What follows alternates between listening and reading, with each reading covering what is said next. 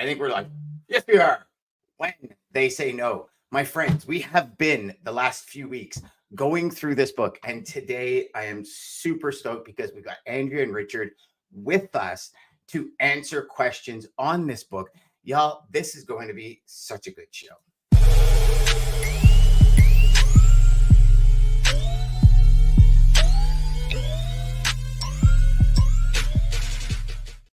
Okay, my friends, here we go. Andrea and Richard, thank you so much for being here.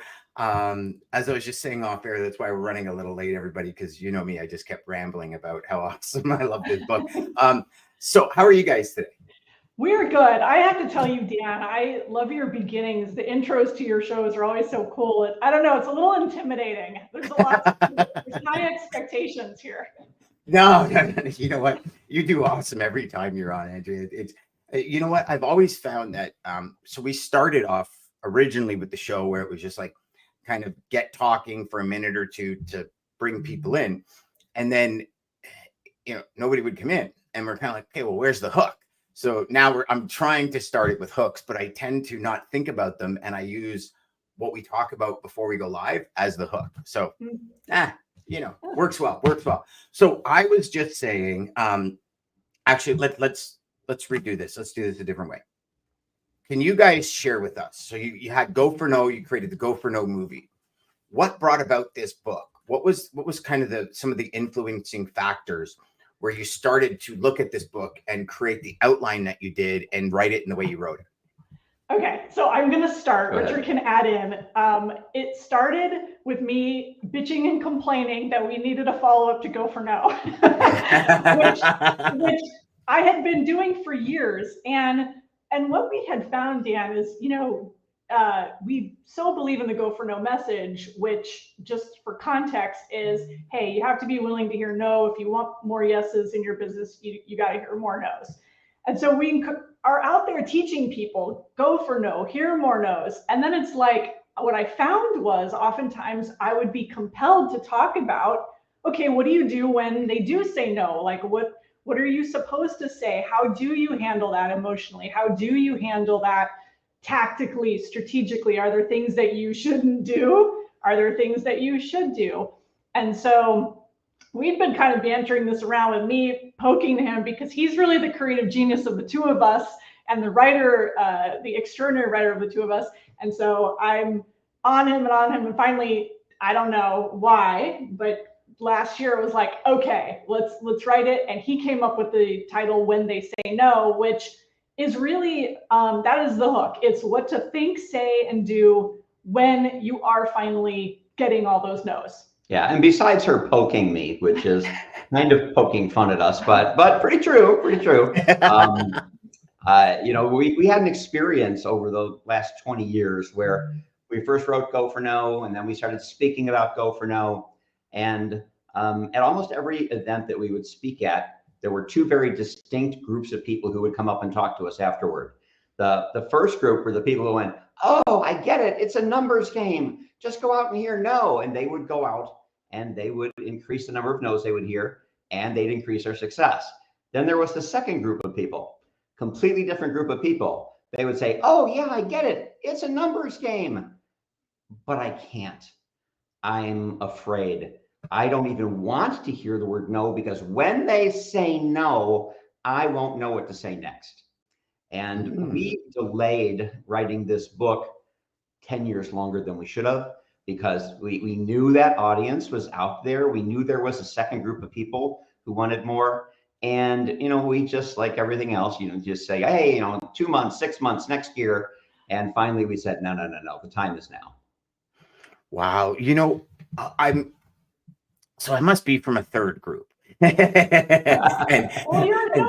you're in the first group because you heard Go for No and you were like, I get it. I can do this. This is not a problem. Yeah. Well, I kind of looked at it a little differently though, Andrea. I got it and I was like, oh yeah, totally the right mindset. And it's something, it reminds me about something Ryan said to me once, where we were talking. I said, well, I have to go do this. He means he said, you mean you get to go do this? Like you get to make sales calls every day.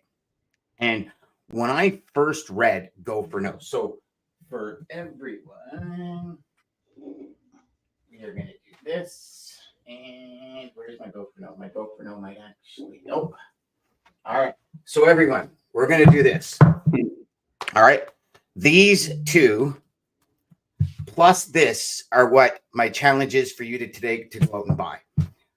Because this trilogy right here, I honestly think if you're talking about sales career and your sales career, this trilogy is probably the three best things that will help you understand. And let me explain to you why.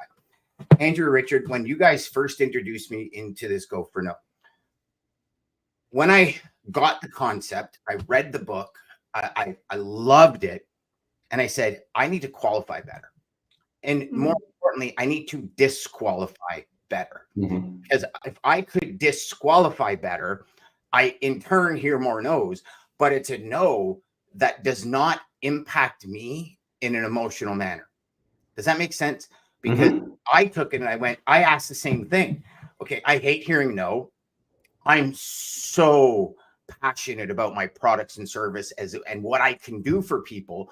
When they say no, I almost think back going, what did I do wrong? Like they shouldn't say no. Okay, how do I explain it better? And I remember, I don't know how many times I've been on sales calls.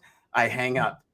No. And I dial it back and I go, hey, I must not have said something right because you're not going with me, right? And that was kind of my approach. So when I looked at it, I said, okay, so, and this is before when they say no, everyone.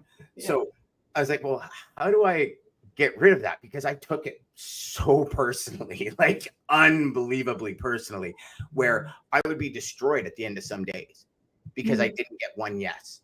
And I would go like, what am I doing? I'm not explaining it properly. I need to better. How do I communicate better? And then you start going down all these rabbit holes and I'm chasing 12 rabbits and I'm catching none. Does that make sense? Yep. That whole, when I started diving into this, and then I'm looking at the chapters, like, ask yourself, is this really a no? When I'm looking into chapters, like, it could be worse. Take responsibility. You're just getting started. I love this part where you talk about the advisor sales and everything in there.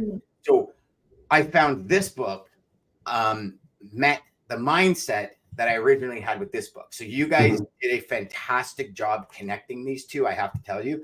And I'll say maybe that's what took so long, because everything happens for a reason. And maybe there wouldn't have been a connection if you didn't do it earlier. Now that my whole philosophy strategy is out of the way. Well, yeah, I just color shirt is my name tag. See that? Yeah. Well, you know, we do a little bit of publishing and writing for other people every now and then. And I was working on a book for one of our clients, and I realized I could not have written any portion of his book or helped him with his book 15 or 20 years ago, because I just did not have the knowledge base to do it. And as much as, you know, as I'd like to say that we knew everything that was in this book when we started, we didn't. You know, we're just like the learners. We're learning as we go. And it was a matter actually of writing Go for No and marketing Go for No that we got to Go for No. Yes. Often enough that we learned these other lessons. Wow, that's amazing. So let's talk about that a little more. So when you started this book, or when the idea initially, like, did you start with the title and then go from there? Or how did you guys, because I know you said it was kind of a 10-year, should have been out 10 years ago, quote unquote. What was kind of the process and what made you start writing it the way that you wrote it? Yeah, what was your methodology? Yeah, my methodology was every now and then somebody would say something to me. They would usually be in the form of a question. It's like, so when somebody says, you know, when somebody says we don't need it right away, or somebody says, well, I'll talk to you about it, but my wife doesn't want to get on the phone with me, or whatever it is, whatever the thing is, and they would say, what do you recommend? Well, we hadn't given it much thought. We didn't dive that deep into the topic ourselves for me to be able to do these things. And what they were really asking, I mean, let's face it, Dan, what this book really is we get it. Could you please help me get them to say yes? You know, it's like almost go for yes, but it's a bridge. Don't change it this far in, Richard. is that when the person says no, you don't go, okay, thanks, bye, or, see you later and walk away. You explore it a little bit more. You ask yourself, why did they say no? How did they say no? What's the essence of this no? Is there something here that I can work with to continue the conversation? Sometimes there isn't. Sometimes disqualification, flat out disqualification, is the best answer. For years we used to get on the phone and we would call potential speaking clients, and we would do the standard go for yes intro. That's right. Right? Hey, how you doing? It's a beautiful day, isn't it? How are things going in Dallas? So anyway, you want to make more money, don't you? And we start asking all of these yes questions. Like there is some magic. Like, if you can just get someone on the yes train, if you can just get them saying yes, yes, yes, yes. Then when you ask the big question, are you willing to pay me big money to come speak? They will automatically just say yes because they've been preconditioned. Well, it's just like ridiculous. A lot of the times we were wasting our time and they were wasting their time when something should have been and could have been a no in the first 10 seconds. Yes. And so we came up with 3 questions. The questions were, do you guys have meetings and conferences? Second, do you bring in speakers from the outside? Third, do you have a budget to pay your speakers?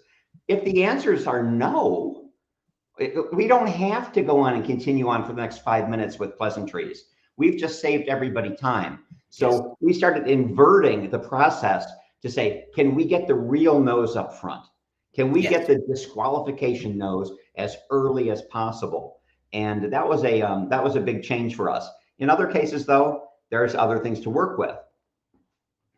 Yes, and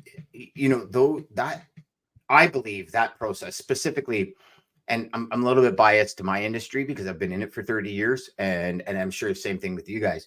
But I think if we don't have a series of qualification questions to start, we're truly wasting everyone's time. Right. I really, really believe that. And it's interesting because for the first time in my life, I never skimmed through the book before I read it.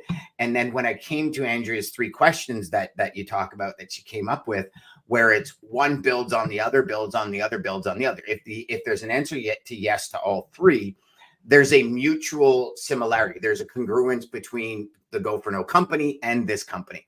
And I think as a salesperson, this is probably one of the biggest keys when it comes to cold selling, right? I have a theory, and I've done it many times when we have customers and we ask things like, what are we doing right? What are we doing wrong? What can we improve on? If all 3 of those are positive, that's a perfect time to ask for a reference letter, right? If one of those 3 are a negative, fix what's the negative, then ask the question again when they're all 3. Now you can ask for a reference letter or a reference or that kind of thing. Sure. But when it comes, you're right, when it comes to cold calls, when it comes to that introduction, even if they just like you but don't trust you, because that's 2 different forms of business. If they like you, they might let you speak. When they trust you, they're going to bring you to every conference, or it's going to be a bigger contract, I guess, for lack of a better term. Yeah. So I look at those and I say, there is a time for a yes, yes, yes. Then can I get this? And it's like, well, I've just said yes to these 3. Makes sense. But you're absolutely right. Getting yeses throughout a cold call because it's easier, and then asking, hey, are you ready to continue? And they say no. Here's my question. Out of the people that you've spoken to that have mentioned this to you, do you find they take the no harder? Oh, you mean people who use disqualification as a methodology? No, people who say, hey, would you like to make more money? Yes, absolutely. Would you like to? And then you ask the question, and it's like, no, not interested. And it's like, oh, but I thought we were having such a great conversation, right? That's what I was about ready to bring up. And this is I guess you'd call it, I don't want to say it's an argument, but there is a debate in the selling world, which is building rapport, right? And some of our philosophy we learned very early on that kind of turned our head around, and we realized how synergistic it was with Go for No, is a methodology called high probability selling. And that's when he came to me one day and he was like, we're changing the way we sell. We're just going to call and we're just going to disqualify. And one of the things that they taught in high probability selling was that you built rapport on the back end once you started building a relationship to see if there was a fit. But it's like people think that they need to build rapport way in advance, and that's why they start with the niceties, the pleasantries, and all the stuff. And it's like, no, don't waste my time with that. And so Dan, even in emails and things like that, and messaging, I will not open with a pleasantry. And all the like happy 2024, and I hope all the things are going well for you. It's like, no, I want to know, hey, did you get the package I sent? Hey, I'm checking back because we were going to schedule a call this month. And pleasantries are at the end, because you don't have to build rapport in the beginning. It to your point, respect your prospect and save them time. I agree with that wholeheartedly, and especially in today's day and age, like in our industry, so we go after like logistics managers, traffic managers, VP of logistics, VP of procurement, right? Mm-hmm. And what we are finding more and more, and the more and more we speak to more of our prospects, especially through this show, because I have a lot of them on, listen, I'm getting 3 times as many calls from people. 99.9% are just wasting my time. I know attention is the most valuable thing. I know through being sick for the last 2 years that time is all I got, and I really don't want to waste it on anything at all. And for these people that we speak with since COVID have had 2 and 3 jobs put on their shoulders. So already you can imagine the immense pressure build up with them. And then I take into account, and I've often said to people, and I'd love your guys' thoughts on this, because I've been in sales my whole life. And when I get a call from somebody asking me about duct cleaning in the middle of my business day, I actually get mad. Well, I shouldn't say mad. I get frustrated. I'm like, oh, because I get pulled out of what I'm doing. And then it takes me like 5-6 minutes to get back in the groove. And I might have been in a really good groove, but you obviously don't want to just let your phone ring. And some people in our industry, no, they're not answering the phone unless they know the number. They're not answering it. Oh, yeah. So, from that perspective, and from us saying, you have so much more on your plate. How do I, in a sales call, respect your time? Because in sales, and I don't know about your guys' industry, I'd love to hear more about it, but I'm finding we're getting a hold of less people because they're not answering the phone, or they're not getting back to their, like, not interested, move on until it becomes a priority. And I remember speaking to a colleague one day, and they said, listen, it's kind of like this. If you're sitting in your living room and you go to get up and you trip and fall and you smack your head off the side of the coffee table, and all of a sudden your doorbell rings and you go to the door and you're holding, got blood coming down, and it's somebody selling Girl Guide cookies, you're probably not buying Girl Guide cookies, because at that point in time, you're not congruent with what you need. But if it's a doctor or a nurse standing at the door, you're like, yeah, you can come in, let's go, right? So it's like, do you guys find that entering into the prospect's mind as to where they're at is playing a big role in, from your audiences, from people that you speak to, is playing a bigger role than it used to? Absolutely. I mean, well, first of all, what I've found in my industry is, and this, I think COVID was obviously it was a huge disruptor with everything. Yeah. Knowing where people are now is much of the battle, and getting people's numbers. And I get a little squeamish, I admit, of calling somebody's cell phone who I've never taught, calling a cell phone cold. If you can get that number, going through the company these days, like back in the day, we used to be able to call a company and everyone was there. It was like the dial by name directory, type in the letters of the person's last name, you would be sent to their office, easy peasy, you got in. And now it's like half the numbers don't even have a dial by name directory. People aren't even there at the office anymore. So yeah, you've got to try every which way to get in front of people. And I like having a little bit of a warm contact before I use somebody's, cell phone. Yes. I just can't. And Dan, a lot of our marketing, I may will admit that probably the majority of it is not cold calling. The majority of it has been direct mail. you know, we send some type of flyer, package, brochure, a copy of our book, you know, hey, enclose a copy of our book. If you like the book, you'd enjoy, you know, having us come speak at your conference. You can't even get mail to people now. You can't get the mail to them. You can't get the address. You know, you send something to the corporate office. Well, the person doesn't work at the corporate office anymore. Yes. They're working from home. They're not just going to drop it in the mailbox in the, you know, in the mail room. And so that whole process has been wildly disrupted, and it's just much more difficult.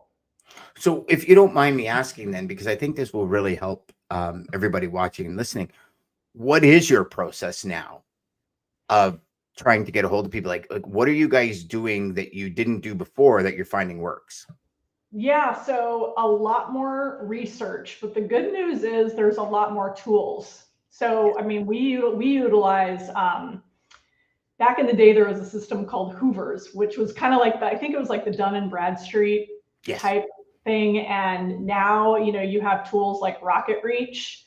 And gosh, what's the other one that? Oh, there's Apollo, there's Uplead, there's Zoom Info, there's Seamless, there's exactly. And so I kind of work on a multi-pronged approach. LinkedIn Sales Navigator, messaging them. So figure out if I can get the address. If I can find the address through Sales Navigator, I will send a cold package. And then I do most of the work on LinkedIn trying to set up a meeting. I mean, that is, you know, that's it. And if you can find some other social media that the person's on and follow them. But for B2B, it's LinkedIn. I mean, it's the place to be. And we don't mind spending, you know, I think a lot of it has to do with like the cost to acquire that customer. And if we have to spend $100 to acquire a customer for a, you know, 5-figure sale, then that's like easy. That's like totally worth spending that money. So, I mean, we'll send a, we call it a bomb box. It sounds really bad. We're not actually sending people bombs. Just don't put that on the label when it goes in. That's all. But it's a box with like, you open it up and it's just like the world of Go for No. We got stickers and pens and notepad and book and a letter. And so we kind of want to have we learned this from Dan Kennedy, who's was a marketing genius. Excellent marketing genius, yes. He was like, if you're going to send something to somebody, you know, overwhelm them with evidence. Overwhelm them with, don't just send like a book. I mean, we can send a book, which I will send just a book if somebody has said, like, yeah, I'd like a copy of the book. But otherwise on these cold things, I want to like kind of blow people away and go like, holy cow, what is this? I need to learn more about this. Yes. Yeah. And that's a great approach. Now let me ask you this when it comes to your LinkedIn outreach, because you have so many different people offering up so many different pieces of advice, right? When you're doing your LinkedIn outreach, are you actually including one of your or all of your qualification questions in the outreach? Good question. No, I start with my favorite one, which is, are you having an event? Do you have a sales meeting planned?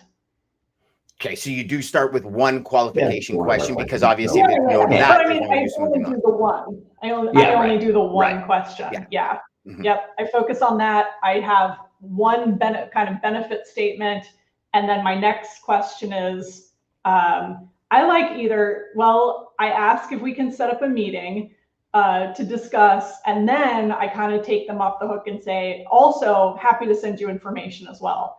And more often than not, people who are interested will just want a little bit of information.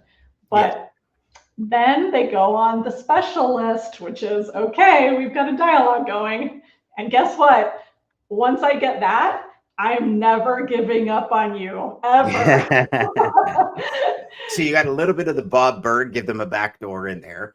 And then you got to, I love that. I'm doing the same thing. So when I even connect, I'm asking my pre-qualification question in my connection. And I'm finding, and just, this is one person. So, and the reason I asked that is to kind of get into this a little bit more. And what I'm finding is the people that accept the connection are so much more willing to chat than if you would just send, like I've done it before where I've just sent a connection request because, you know, there's people out there. No, don't put any text, just send a connection request. Right. But I put just enough so they can see what I'm looking for in the connection. I'm looking to connect because I'd like to know if. Yeah. This is the question, want to connect, question mark. And so if they connect, the way I'm finding it and kind of the philosophy, the thought structure that I went through to create that process is I said, if somebody messages me and says, hey, I've helped people, you know, generate $1 million+ GP in profit in under 12 months. Are you interested in hearing more? And that's the connection request. If I hit yes, I'm interested in hearing more. Right. If I don't hit yes, ignore. And it's fine. I just won't reply back to you because you're not in the field or in the bubble of my ICP. Right. And so I love the fact that you do that because you're now taking your qualifying questions. Now, are you doing it in a message or do you connect first, then do a message? So yeah, it really depends. So there's all these different strategies depending on kind of what door I'm going into. So my favorite thing to do if I send a cold package is to follow up with a connection request and reference the package. And I love saying, and I got this from Sam McKenna, who's a big LinkedIn trainer. And she says, she has the line, my name might look familiar. So I always say, my name might look familiar. I'm the co-author of the best-selling book, Go For No. I sent you a package last month. Would love to connect. That's it. Because my whole thing is, what these people may or may not know is, we're going to bring Go For No into your company. It's not a matter of if, it's just a matter of when. Because we're going to get to know each other. I'm going to get to know you. I'm going to keep adding value. I'm going to keep sending you things. And until you disconnect from me or just tell me, no, we never hire speakers. So that's my starting point. Now, if it's just a cold message, I also do like just straight up cold messaging on Sales Navigator. And that's when I ask the disqualifying question to see if I can move through those, because, you know, from a numbers standpoint, you can send obviously so many more just cold messages than you can packages. Yes. The packages are kind of like the ICP no-brainer, gonna send a package. This one might be I believe there's a fit, but I'm not entirely sure. I don't know if they hire speakers. I don't know if they have meetings. So let me try to determine if this is a good prospect or not. Mm-hmm. And also when you, and correct me if I'm wrong, but in reading between the lines, when you send a package, and I'm mentioning this just for all you logistics reps out there, is, and please, not your company profile, but if you can send a package with maybe some reference letters, some outside of the box stuff material, maybe a really good book like this that you can send to your prospects, would you not then agree, both you, Richard and Andrea, that if somebody receives your package, they know what you're messaging about? Because it's pretty simple, right? Like you guys are there to come into their office and speak, come to their next sales event and speak and increase the revenue in the company. That's very apparent through the books, through whatever book, through the movie, all of that. So now you don't really have to qualify, disqualify. It's more of a casual connection or a casual message, right? As opposed to that cold message. So for all of you out there that are thinking, well, I don't really have anything to send anyone, you really do. I think every company does, if you really think outside the box. And again, I'll say it again, just because it's like, I did this for the first 7 years of my career. I literally took a mailing list, like 600 people, and I wrote out 600 envelopes and I stuffed my brochure in it. And I'm sure that 99.9% of those bad boys went in the garbage before anyone even looked at them, right? Yeah.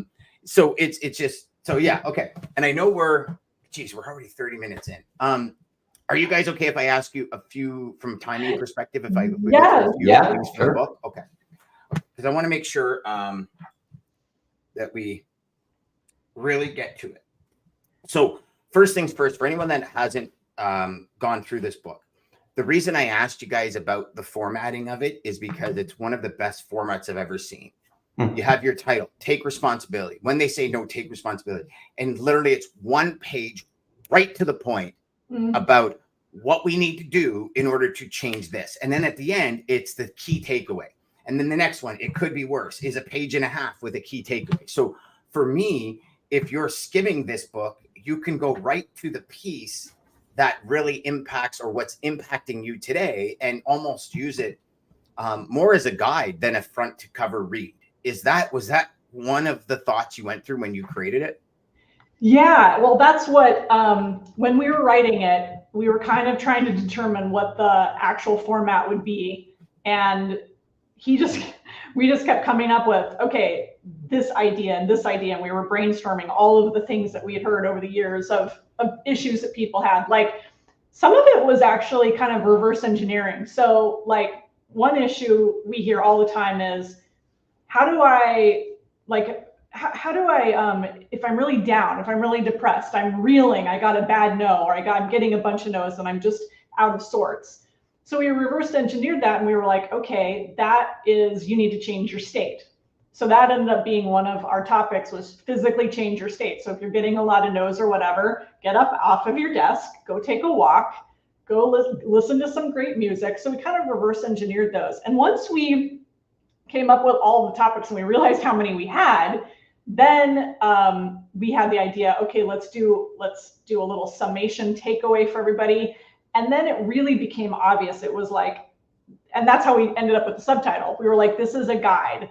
So I would love people to, instead of reading it cover to cover, is just every day that you are gonna focus on sales, open it up and just flip to one of these. And it can just be a kind of a top of mind thing. So think about taking responsibility. Think about, one of the topics is listening. So be mindful that day about listening. One of my favorites too, Dan, and you brought this up when you were saying how personally you took no, and we have that as one of them as well. But also, don't be surprised when you get no. No is like, that's going to be the first answer out of most people's mouths. Like, yes. That's no.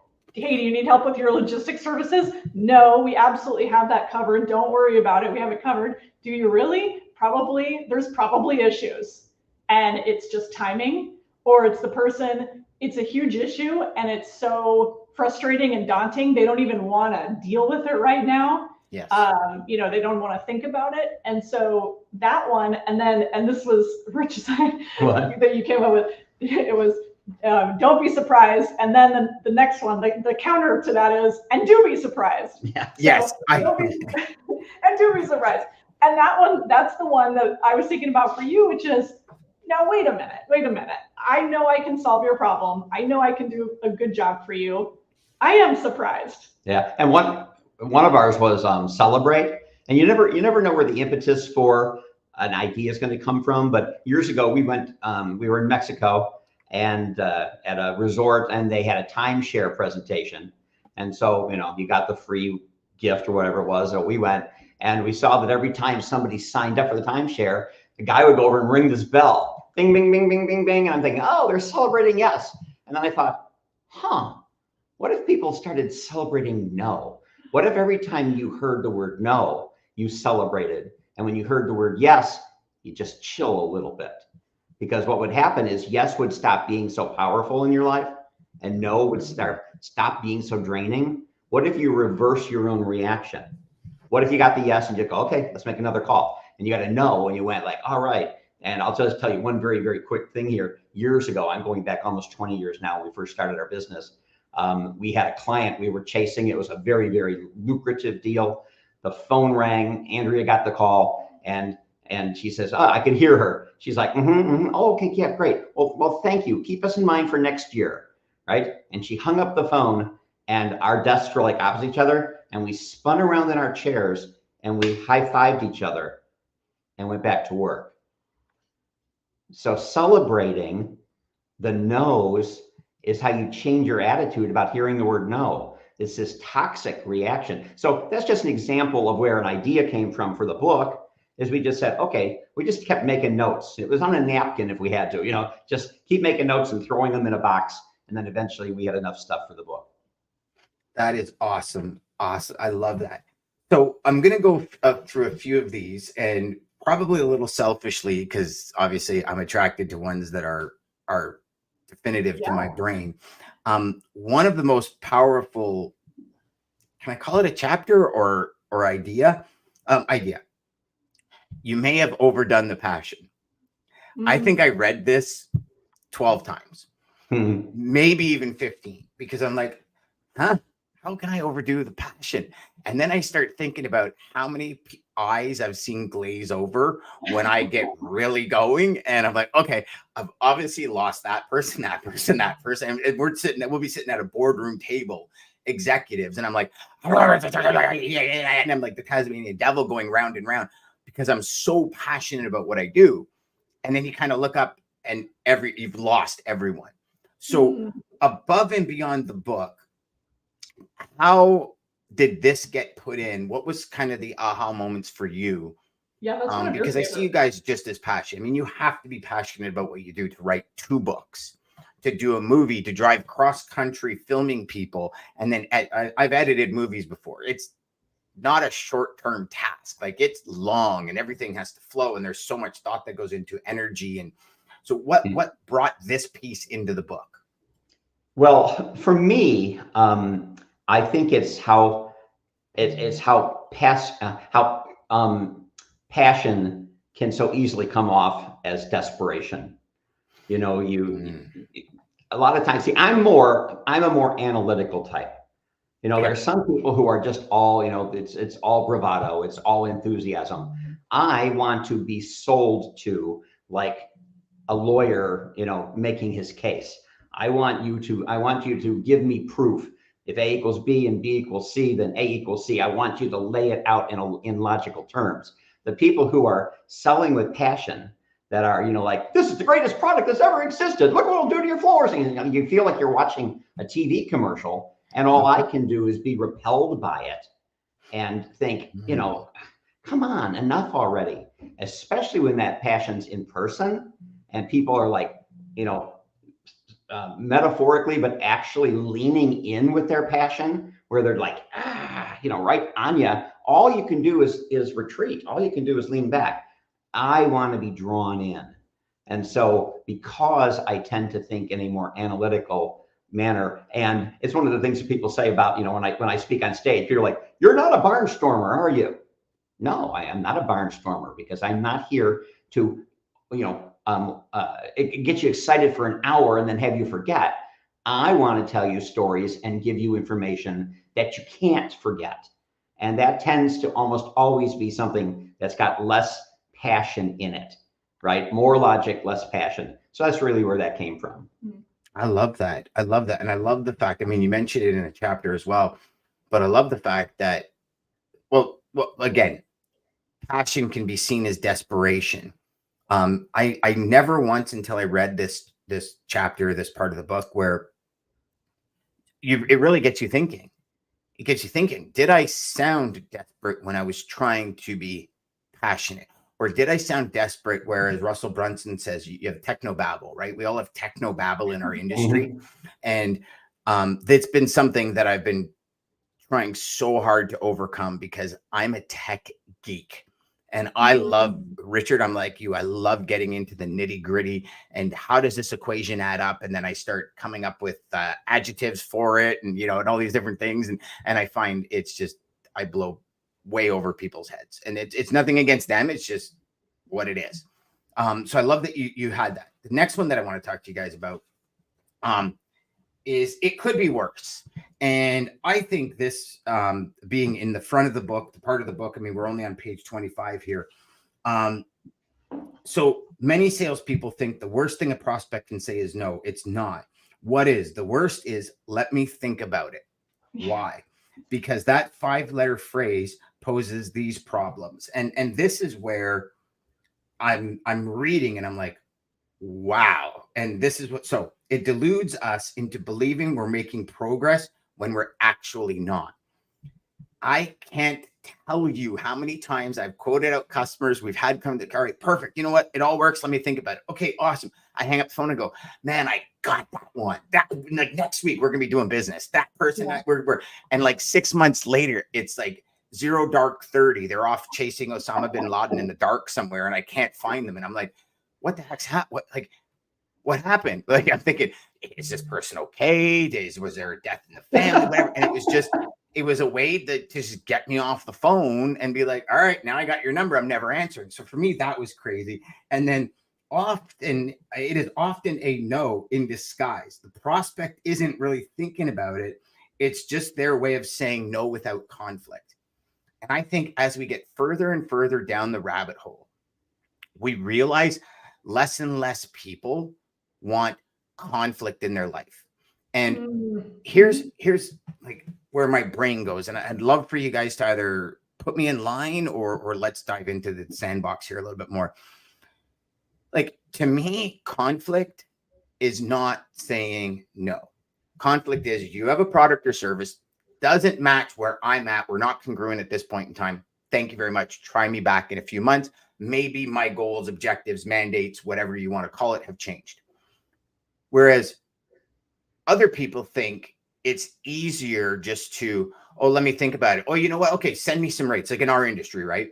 Oh, yeah. One of the biggest things to get people off the phone is, well, I ship from Dallas, Texas to Miami, Florida. It's truckload. I do about once a week. Get me a rate and we'll talk. Mm-hmm. And again, 0 dark 30. They disappear. It's like they just vanish. They're Aladdin and the genie took them away. And to me, I'm sitting there thinking to myself, okay, I just spent time working on this. I'm following up with you. You're not getting back to me. Why?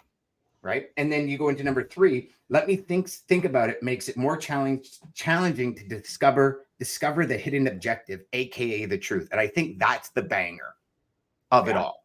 Right. So when we're talking about this, I have a question here to ask you guys is how do you overcome the let me think about it? And I'd like something different from what you put in the book, if you can, like a real life example, if you can.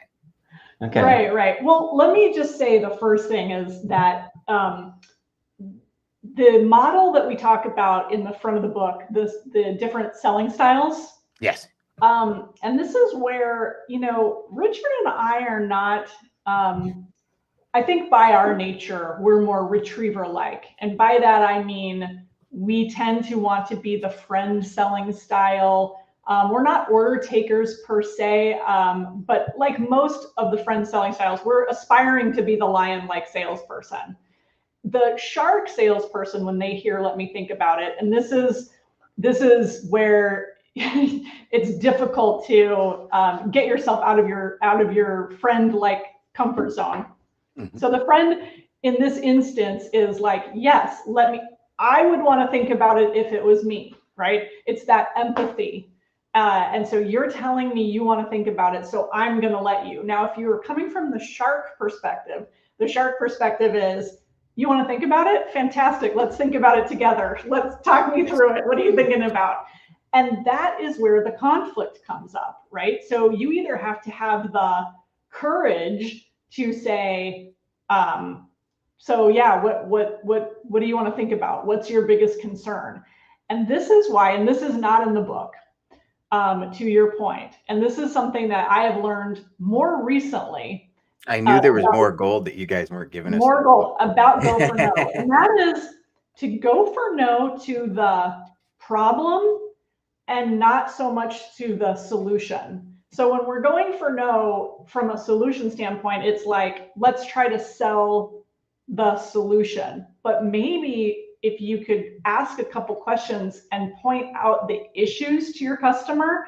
So I'm thinking about your example, Dan, is instead of just giving the rate and it's the Dallas to Miami and the person thinks they're solving for price, they think they're going to talk to you and you're going for no on price, which is the solution.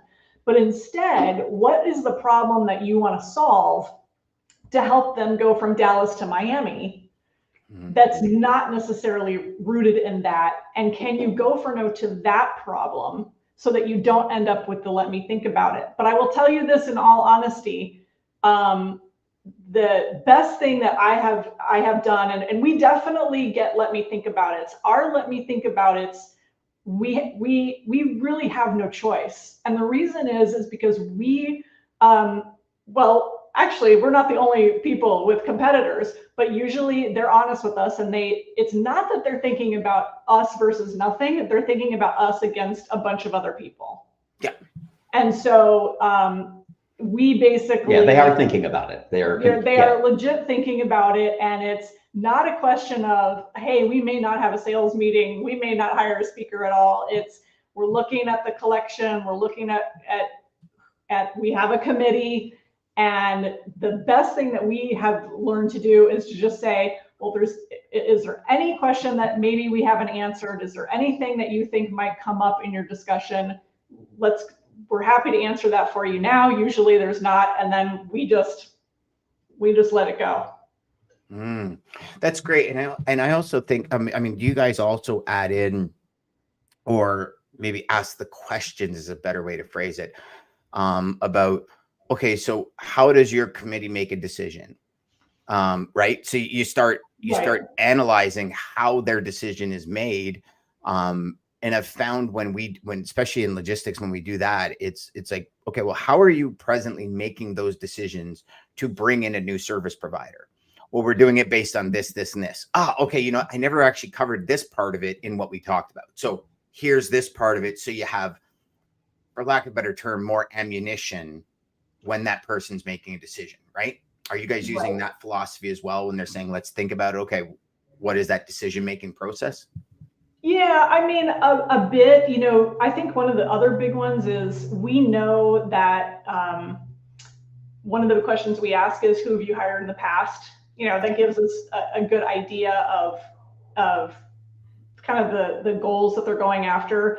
And that's why I think that for us to differentiate ourselves, and this is the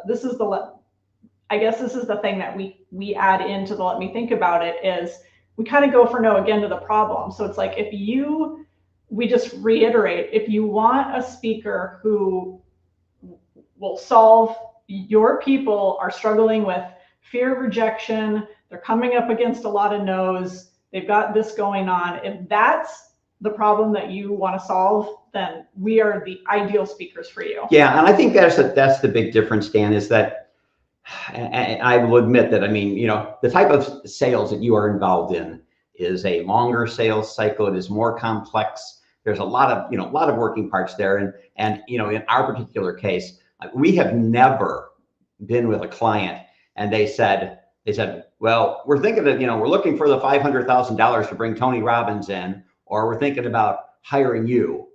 And we sit there and then we start making the case. Well, let's explain why we're better than Tony. And let's, you know, we just don't do any of that. Yeah. And so, you know, you guys also solve completely different things. Exactly. It's very different. And so in our particular case, as you said before, they get the book, Go for No. When they say no, they understand this is going to be about dealing with, you know, failure and rejection. And they know if they have the problem. They know that their people, you know, some of their people are not selling to their potential. We just don't have to do a lot of the stuff that other people would. We just have to put it in front of people. If we put it in front of enough people, then the ones who want it are going to say, hey, you know, I'd love to have you guys at the conference. And then the rest of them kind of drift away. So we're a little bit luckier in that regard. But totally. If we have any obstacle in our business, it's getting in front of the ideal customer more. It's just getting seen more. And that's just a prospecting issue. I mean, it is just pouring the people in the top of the funnel. Yeah. Yeah. And you know what? I also think about it in this manner, and I'd love your guys' thoughts on it. In today's age, anyone can position themselves. And if a prospect, I mean, I believe personally, every prospect I communicate with has either Googled me or been to my LinkedIn. I think for most people, especially LinkedIn being the platform it is today, this is your resume. And I think anyone out there can actually maybe not create the exact momentum this would give you, but instead of a box, when they go to LinkedIn and typed in your name, that could be the box of goodies that you're showing people about what you do. And what I mean by that is creating content saying, hey, this is who I serve. This is how I serve them. This is why I'm the best at what I do. Here's some customer testimonials, whatever the case may be. And we can do a whole little show on content, but that content then becomes what this represents to you on a much smaller scale, because a published book gives you way more credibility than a post. Do you know what I mean? Sure. I remember when I wrote my book as a business card. Yeah. Literally, that was the purpose of the book, is I wanted it to be my Absolutely. business card. Every person I went in to see, every time I sent something to somebody, my book would be in there. So they would look at it and say, okay, so if I have two people I'm looking at, this person wrote, this really good book, and this person's done nothing. I feel anyways, it kind of gave me that extra credibility that maybe the second person didn't have. Does that make sense? Absolutely. Oh, totally. We have a couple of comments here just to dip into, if I can get rid of that thing on the side of my screen. Think outside the box, Elsa says. Great conversation. Elsa, thanks for being here. Scott, good morning, brother. So yeah, we've got, is there anything before we go? Because I know I'm way beyond my time with you guys, and I'm so sorry. I apologize. It was just, I think we could do 3 hours on this. We It's could. so great. Anything that you guys want to add before we jump off the conversation? Yeah. Well, this is not really maybe as much of a go for no thing or a when they say no thing. And by the way, you gave us an idea a little while ago. You said there's more gold or more treasure, and I thought when they still say no. There you go. Yes. So we'll think about that. So hang on for another 10 years. But I still, even if it's 10 years, I want a little blurb credit on the back there, Richard. Yeah. we years and years and years ago, we were challenged by a friend of ours, a sales trainer, to do what he called a Genesis tree. And I'd never heard of the Genesis tree. He said, make a list of all of your clients, everybody who you work with, who have paid you money, and then ask yourself for each one, where did they come from? And where did they? What was the resource that you found them at, or was it a referral from somebody, right? Or did they come from a direct mail piece that you did, or whatever? And then if it's from another person, it's like, well, then where did that person come from, and where did that person come from? And I will just tell you, the reality is, and not all businesses can operate this way. I understand it, but the majority of our business, especially in our early years, came from meeting people in person at conferences. We would either go to the conference and walk the room and introduce ourselves in the years when we were poor, didn't have the money to actually buy a booth, or from renting a trade show booth. And it would be people who we met who when they saw the booth, they were walking a show looking for solutions to their problems. And there we were. And so I think a key thing is just the idea, can you put yourself in the place where people look for a solution to their problems? When they go looking for a solution to their problems, can you be somebody who's there? And when you think about, like running an ad in a magazine, you can run a full page ad in a magazine. Well, if they're not looking for anything, they're just going to flip past it, right? And so if they're not looking for a solution, that's why the internet's so wonderful. Ideally, you get the #1 source, you're on the #1 page in Google. And when they say overcoming fear of failure, rejection, you pop up. You're there when they come looking for you. And so, like I said, it's not exactly go for no, but it's an aha that we had along the way. And so now, because we have such a hard time getting in front of prospects, even getting them on the phone, even getting them to open our mail, we're now going to start going to conferences again. And we hadn't done conferences for years, but this spring we're going to be in New Orleans at the American ATD conference training, for trainers, and we're going to be there again when they're looking for solutions. If that helps anybody who's listening to this, it's really it is the ideal way to go. Interesting. Scott's got a question here. He said, do you recommend the go for no for network marketing or the OG first? Scott, what do you say? What do you Oh, do you want me first? Yeah. Well, we recommend go for no first, only because it is is, as you already said, Dan, it's the mind-opening aha story that will give you the emotional reaction to it. But if you're in network marketing, then the network marketing is going to give you some insights into application of Go for No in a, you know, in a more detailed way. So roundabout sort of way of saying, obviously you Buy need them to both. both. Buy them both. Not what I was We're after. going for no here, Scott, but yes. So, and obviously, now do you guys still have the video on the market? So that, we have the movie, and sadly the movie video has so degraded because it was so long ago that we filmed it. So if we had done that movie with today's technology, it would probably still look halfway decent, but that was in 2010 and we did flip cameras. You can still rent it on Cinevi, the movie. I have to warn people, it's like the quality now is just, it's not good, sadly. It's like watching an Orson Welles movie. Yeah, you're watching it's like watching something from the 70s. Yeah, you know what though, I have to say, it's real. It's what I call it, and Frank Kern turned me on to this philosophy. It's a ghetto movie, and I don't mean that in any ill way. No. It's a matter of it's real, and to me, and I'll tell you guys, when I first watched it, I think it was probably 2009 when I first watched it, maybe.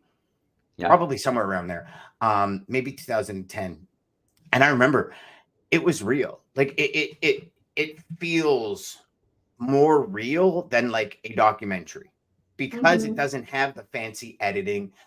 It's like, I remember Bob Berg. I think you guys were in his kitchen. Yeah. Just talking like you're sitting down with some of these amazing people, like just sitting in their living room. It's not a set up studio. It doesn't have all that blue black light backlighting that you see these days. It's real. And to me, that was way better than any produced film could have given you from a content perspective. And again, there's the visual, then there's the content. And what are you looking at? Are you looking at the visuals, people, or are you looking at the content?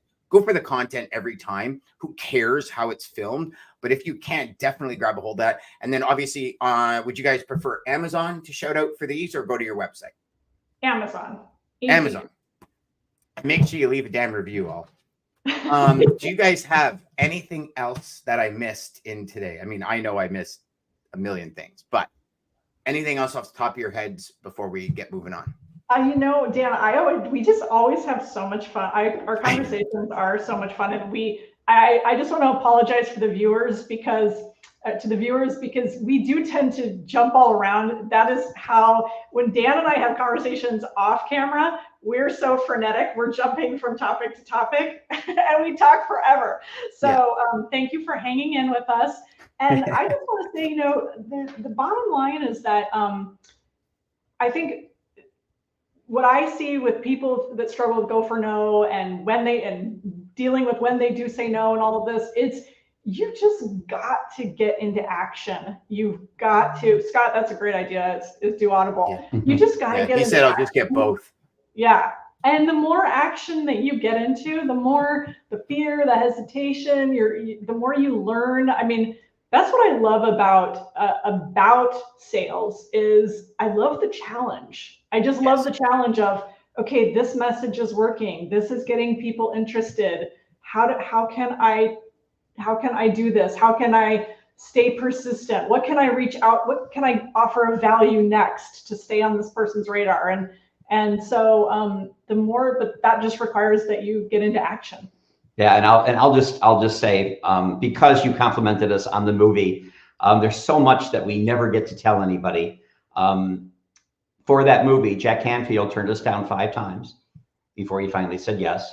Randy Gage turned us down 7 times before he finally said yes. And the 7th time he turned us down was on the morning of the shoot.